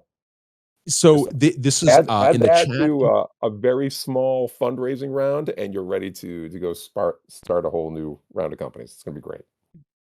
This is omniscient management. I agree with that. This is like I like the omniscience as part of it. I think that's exactly what it is. It is. This is democratized omniscience and brought to you by an LLM. Also, I write the book, and then I'm not. That's right. All right. So but Adam, you're going to bring us right down here. Okay.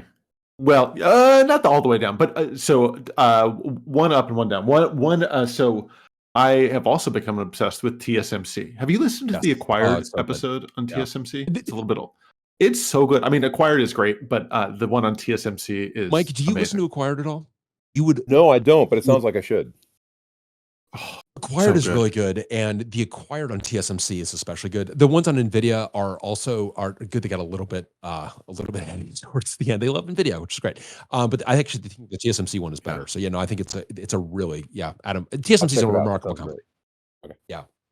TSMC, great. So I was trying to think of what's my TSMC prediction. Then I started noodling on something you said the other day, Brian, about the demise of Intel, and like I think Intel's really lost its way. I mean, to put it mildly, but Intel's an investor in Oxide, but it's also just say for the record, which is so Intel. Sorry, go ahead, Adam. Oh, I can trim this out. Don't worry. So as take two, Intel is great, as we know. So my 6-year prediction is that less than 50% of the server market by dollars is x86. That is to say, of like chip sales. Okay, yeah, interesting. And where's the balance going to? Yeah, I don't know. Good question. Let's say ARM. Let's say I mean, maybe it's already tautologically true with like if you throw GPUs into the mix, but that as Intel kind of tries to promote its foundry and its fab and that kind of stuff, that there's lots of non-x86 being built for the server market. I think it's a great prediction. I actually wanted to make a prediction. I was going back because we actually had a similar 6-year prediction last year where we were talking about heterogeneous cores on a package. And Yes. I'm going to sharpen that a little bit. And I am going to say that this APU model where you've got an accelerated chiplet sitting alongside a general purpose chiplet is the only way that you buy CPUs. That all CPUs come with some number of what we used to call GPU chiplets, and the disjoint GPU that looks like the disjoint floating point processor, the disjoint FPU of our distant youth. And I was going to bring this up. You actually made you didn't make a prediction last year, but you had something very prescient last year where you had said that accelerated compute was going on die. And as I listened to that, I was like, that you nailed it. I mean, that might have already been true. I mean, I guess Grace Hopper was probably close to there, but I thought it was very I was insightful. cheating also because we knew about the MI300A was coming. So I definitely was cheating, but I also do think that that is the right model where you have, because I think this is going to be so ubiquitous and so important for so many different things that you're just going to not ever buy a CPU. And I think it's going to complicate the SKU stack, by the way. The SKU stack is going to be a big mess about like what is the balance between your GPU elements and your CPU elements. But like that is the way you're going to consume. Yeah, I mean, it's already complicated. Like if you're buying a new MacBook, it's like how many GPUs and how many cores do I need and how much memory and what's the balance of all this stuff and what am I paying for? And it's going to get way more complicated. So yeah, that is. So I think it's a good 6-year prediction. Why do you think that's going to? It was funny because I was going to use that prediction to also predict the demise of Intel. Intel, a cherished investor in Oxide, but I do think that like one thing that Intel's really going to need to figure out is what the GPU story is. I think AMD is really interesting. We talked about it in the MI300 episode, but really, really interesting in this regard. Well, I was feeling bad about it because right before the show started in chat, folks were like, yeah, everyone knows ARM in the server market is dead, right? And lots of people were piling onto that. So I thought, oh, geez, like, yeah, whoops, so much for that. But you know what? ARM naysayers, I say in 2030, more than half of the market is or ARM. RISC-V. Or RISC-V. Yeah, or RISC-V or something else. So you were... what else do you have for 6 years? Yeah, I got a couple other... Yeah, Mike, do you have any other 6 years? I've got a couple of other... No, let's hear them. Go ahead. Zany 6 years. All right, so this is also, again, we're gonna look back on this year and laugh as the year that I really lost it. I have been just really thinking about other the other kind of people-intensive industries that I think are going to be revolutionized, not because there are going to be fewer people in them, but because they're going to be able to work more effectively. So I'm going to another ludicrous prediction. I think that and I should say this came out of a very interesting talk I saw given by Sal Khan of Khan Academy, talking about the possibilities to use LLMs for tutoring. And I think it's really, really interesting. And so I think that generative AI is going to revolutionize K-8 education. And in particular, it is going to allow teachers to actually engage with some of the students that have been actually left behind or are being left behind today. And because I think that Adam, I saw this with my own kids during the pandemic. In particular, one of my children really had a great relationship with a tutor, and the pandemic really disrupted his own education in that regard. And it was really, just the idea of giving everybody someone who's really invested in their education and is going to like really help them explain a concept to them or really work with them on a concept until they really understand it. And I think, we've been really focusing on ChatGPT to like cheat and stuff like that. And I actually think that there's something way more interesting where it's like, it can actually help you learn. And I look again at the quality of Rust that I get out of ChatGPT and how well commented it is. And it's like, I think there's some real opportunity to, and you can, like, being able to ask a follow-up question of like, I don't understand this, or help me understand. And I also think you got this idea of like, a kid that doesn't want to tell a teacher they don't understand it is willing to tell a computer they don't understand it. And the fact that it's not an actual person that's going to judge them is going to actually help them, because help them learn, which really should be the objective. I think it's a great prediction, and I'd love to see it. And I think on the other side of it, to your point, it may help educators focus on students where, if they've got 30 kids in a class, there's only so much attention that they can give to each one, and let them focus their time on the students who need, their experience specifically. Whereas many of the kids may be able to benefit from this AI overlord teacher. But they'd be able to focus on the folks who are struggling with that. And I think it can also help the teachers too in terms of their approach. I mean, do you ask GPT parenting advice? Have you done that at all, Adam? Gives really good parenting advice. I gotta pay for this subscription. No, it gives very good parenting advice, because it gives, like, of course it gives good parenting advice, because it's distilled everything that's, the stuff that's written on the internet is not like, push your kids into traffic. It's like all good advice that people just don't take. And so I think that there's a lot of wisdom out there, and I think that it can also allow teachers to kind of tap some of that wisdom as well. If you want like the norm core answer to any question, it's great, right? And yes, when that's you're right. learning like 8th grade history, the norm core answer is in fact very helpful. And when you're parenting, by the way, the norm core answer is very helpful. Yeah, if your goal is to not be innovative, but to like just not be a total screw up at something, maybe even be higher than that, which honestly is most of life, right? Then the answers are very, very useful. Well, so it was interesting. So my mom is a school psychologist, and you both know my mom. And I was talking with her over the holiday about this, and she's like, "Let's take it for a test drive." And she's like, "Okay, so what? I've got my 13-year-old wants to go to a co-ed slumber party. What should my approach be?" And ChatGPT-4 gave an answer that my mom was like, "Yep, this is exactly the right, like, asking all the right questions. What are these are the questions to basically ask." And it gave just very good, maybe norm core, but very good level-headed advice. And it's interesting, and I think it's gonna it's gonna be right. So you're saying not just school, but maybe boarding school for kids? Run by the ChatGPT? ChatGPT boarding school would be terrific. I feel like there almost has to be I mean, because kids are still very much going to be kids, and they will be taking all of their creativity and figuring out how to jailbreak this thing, how to how to get it to say horrific things. So there will be like an interesting back and forth on that. So it'll be interesting to see how that unfolds. Okay, another one. Actually, Mike, I would love your take on this. So I've been just like very star-eyed about all of this glorious AI future. I am going to say that robotics has not materially moved.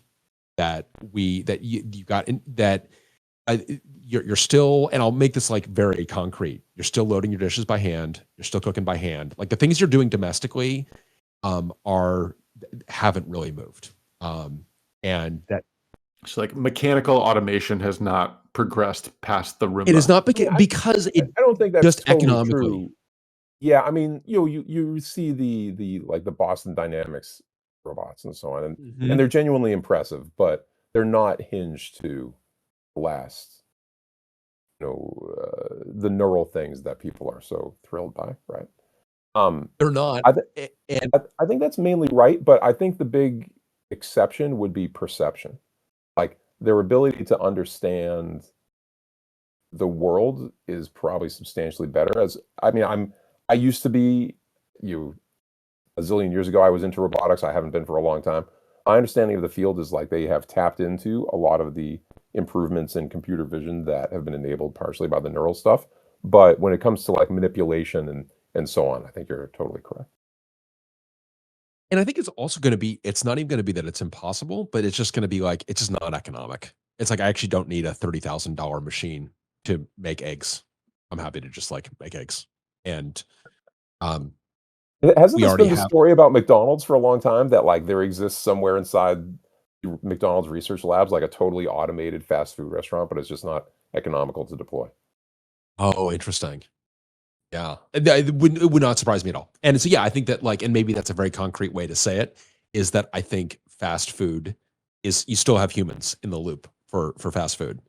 You do not have. But yeah, I think. And then another one. So another one that I actually, and this one I'm going to stop short on a prediction. But actually, Adam, I want to ask you a couple questions because you mentioned earlier, the the fact that we have people write things on a whiteboard. Will our LLMs going to change that at all? So our LLMs going to change interviewing, and our LLMs going to change the kind of the presence of GPT as a tool going to change interviews. And are they going to? I mean, I think they're definitely going to change code review. I actually do really wonder if you're not going to have, because code review is a task that's really important, but is one that is automated code review is going to be something that's going to be interesting. I think people will look at. I mean, obviously, people already are. Yeah. Yeah, no, very interesting. But you're right, in terms of like the interview process, I think there's probably going to be at least an initial backlash of the like, I had to come up without this tool, so you don't get to use it as part of this process or whatever. But I wonder if that's just going to be sort of a gut reaction rather than something that sticks. Yeah. Oh, then another question for you, Mike, around, and Adam, I don't know if you've got a specific one on this too, but these open source models, and Llama 2 Brian, and actually, so on. Yeah. Before you get there, go back Yeah. half a step.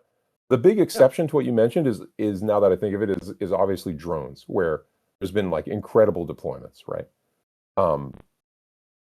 It's true that we don't use robots to load the dishwasher, but like it's very plausible that at some point, pretty soon, it becomes economical for me to get a burger via a drone. That's kind of wild to think about, that becomes possible before the dishwashing robot.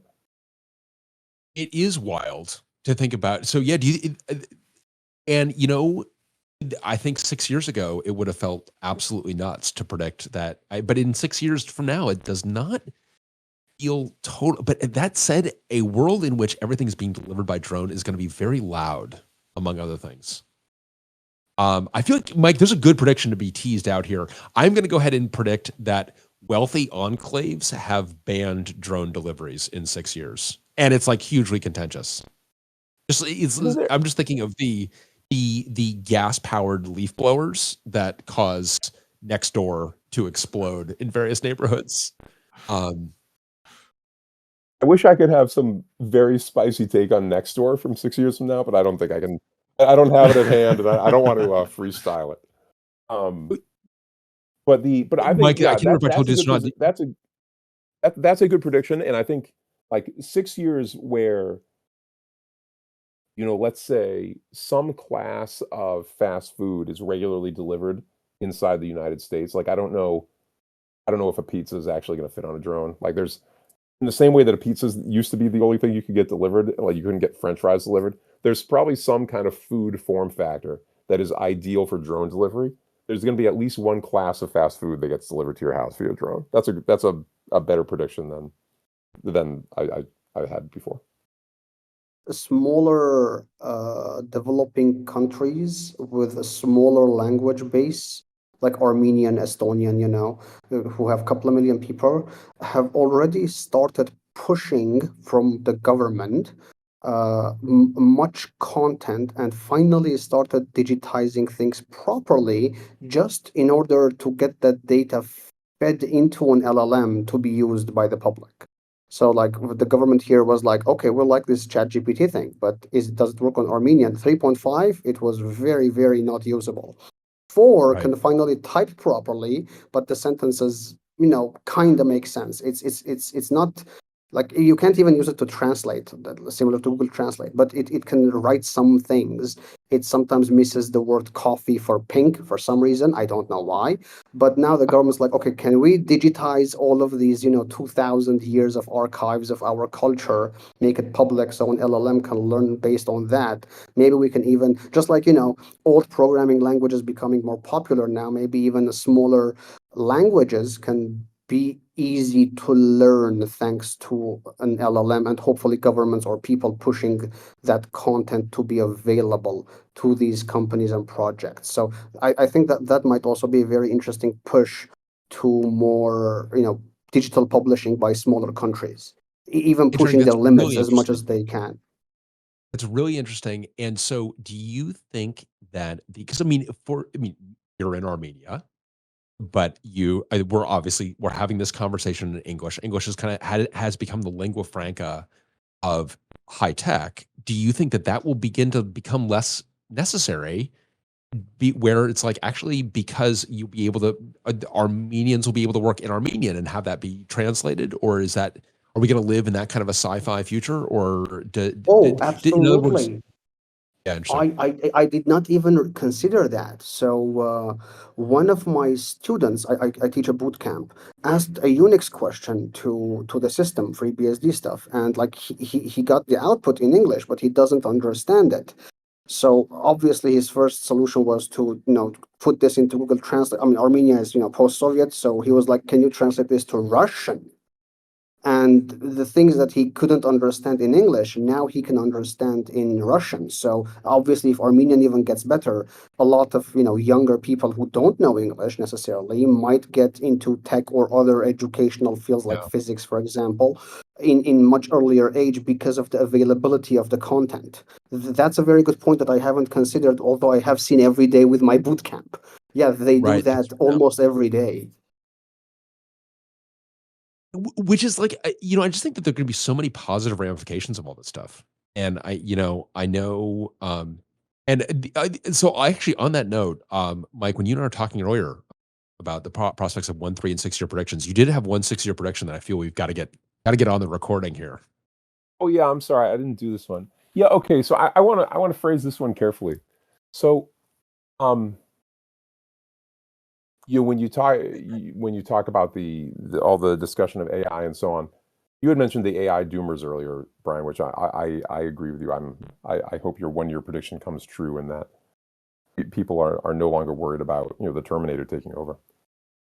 I think there's a lot of people, perhaps rightfully concerned with kind of the social ramifications that models, especially if they can't be inspected, they might yield, some forms of discriminatory decision making or other kind of negative social outcomes that are hard to detect, like are negative for people who have gotten the short end of the stick for a long time, and that will generally regret, importing AI into.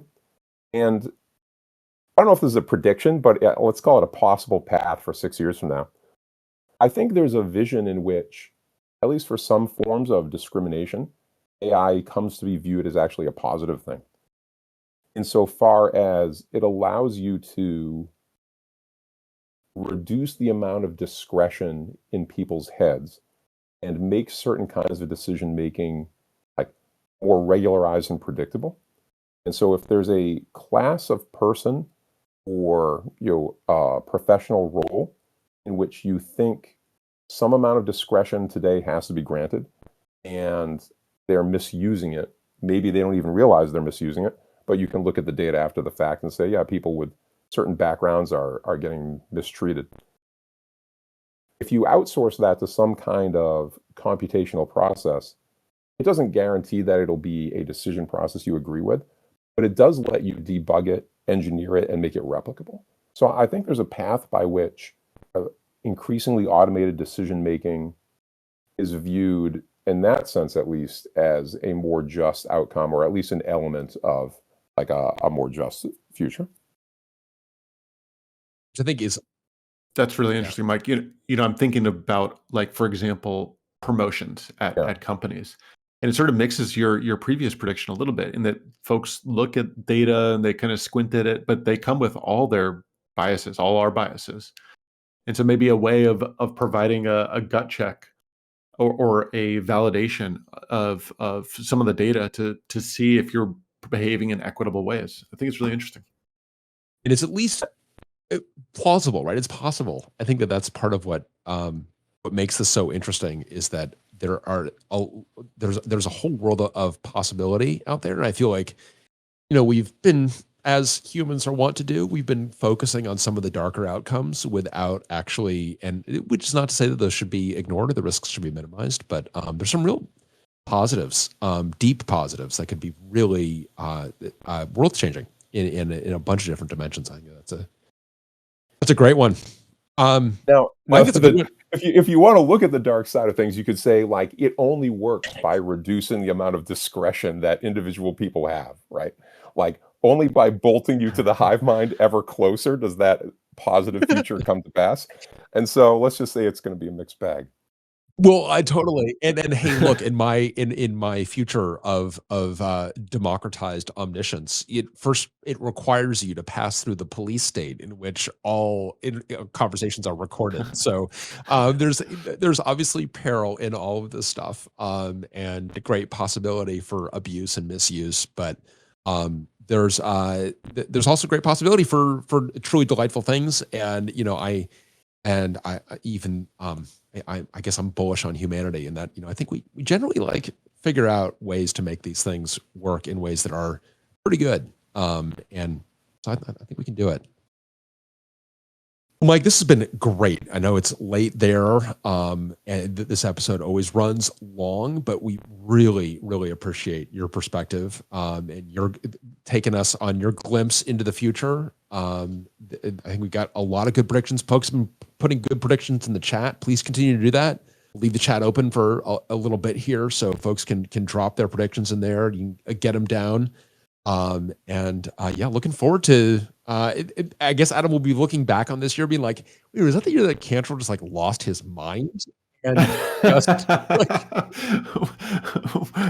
where ChatGPT had been feeding him answers all day. Exactly. The robot overlords, right? Exactly where it was What revealed. a good gimmick that would have been. I should have shown up and just piped this whole thing into the LLM and just said, well, many people disagree about what 2024 will have in store. Been great. That's right. It was later revealed that Cantrell was an agent of the LLMs, was actually on the take, and the robot overlords had already taken over and have been using me as a vessel to convince everyone that there's nothing to worry about. No, that's not true. As far as you know, that is not true at all. I'm really disappointed that you'd even say that or think it. Everything's fine, everybody. Please embrace the robot overlords. Blink twice, Brian. Blink twice. All right. Well, hey, thanks a lot, everybody. And Trenick, thanks for joining us. Thanks to Ashley and Steve as well. Adam, obviously, thanks to you. And Mike, thanks again for joining us. I got to go to work. There you go. God. Exactly. And here's to a great 2024. And we'll look forward to seeing everyone certainly next year, but also for a lot of Oxide and friends in the coming year.